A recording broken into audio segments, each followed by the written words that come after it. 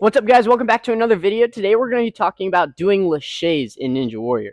Since these videos are completely free, don't forget to like and subscribe and leave me a comment down below what obstacle you want to see next. Now, before we start doing laches, we want to make sure that we warm our arms up correctly. It also helps to warm up our arms by finding a bar, doing some dead hangs, and some shoulder shrugs.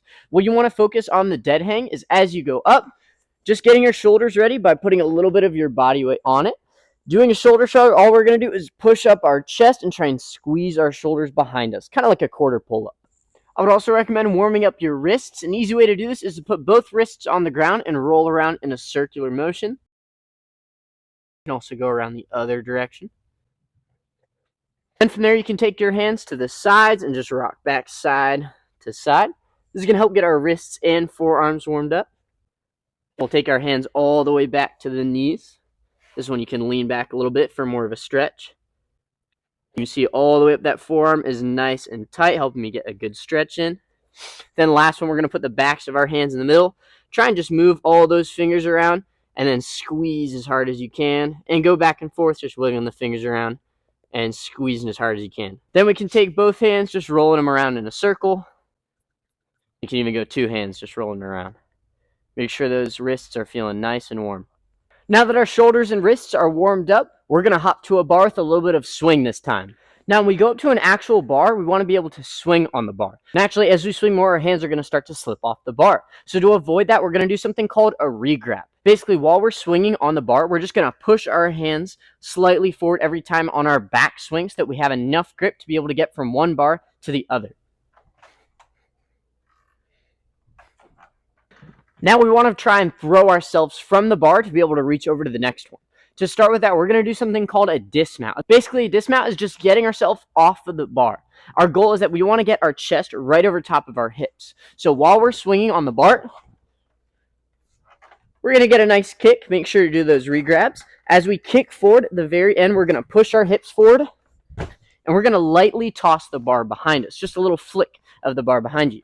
You can do something easy with like a pool noodle and practice just tossing it behind to make sure that you're getting your chest right over top of your hips. Now, to actually make it to the next bar, we're going to focus on three simple steps. We're going to focus on swinging by kicking our feet. We're going to push our hips up, and we're going to throw our hands. So we're going to watch all those three motions as we're swinging. We're going to kick our toes up.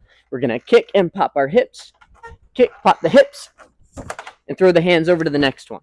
Now, it might be a little tricky to actually catch the bar if your hands aren't used to it. So if they slip off, I'd say first try and go and slap the bar. But once you're able to have enough grip to grab it, you're going to squeeze that bar nice and tight. You can either do it by wrapping your thumb around the bar, or you can wrap your thumb over top. I personally like to wrap my thumb underneath the bar because I feel like it gives me better grip, but it's up to you. Now, when we go for bigger laches, that swing is going to be a little bit harder because we want to push as hard as we can with our toes up and try and do it in one swing. If you sit here swinging 5 different times on the bar, it's really going to make your hands rip.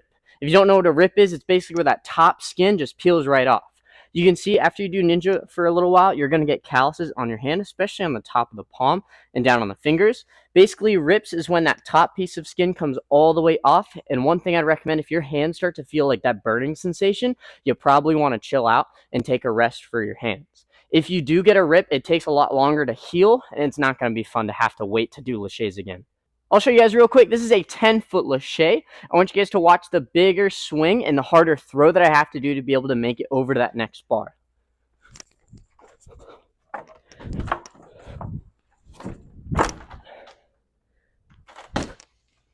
Now, laches can be a little bit frustrating if it's your first time. Being able to do a big lache is super fun, but it might not be the most practical. Probably the most practical use of laches is doing what's called a linked or a continuous lache.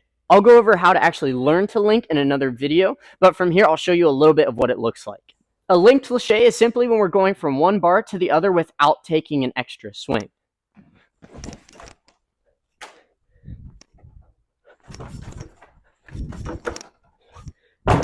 Now, learning how to link takes a lot of time and practice, but this is where ninja becomes way more fun than any other sport I've ever done. It's super fun to be able to throw yourself around just like a monkey on the bars.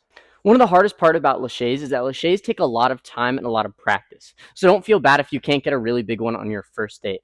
I went for a really big lache on one of my first days and actually ended up ripping 3 spots on my right hand and 2 spots on my left hand.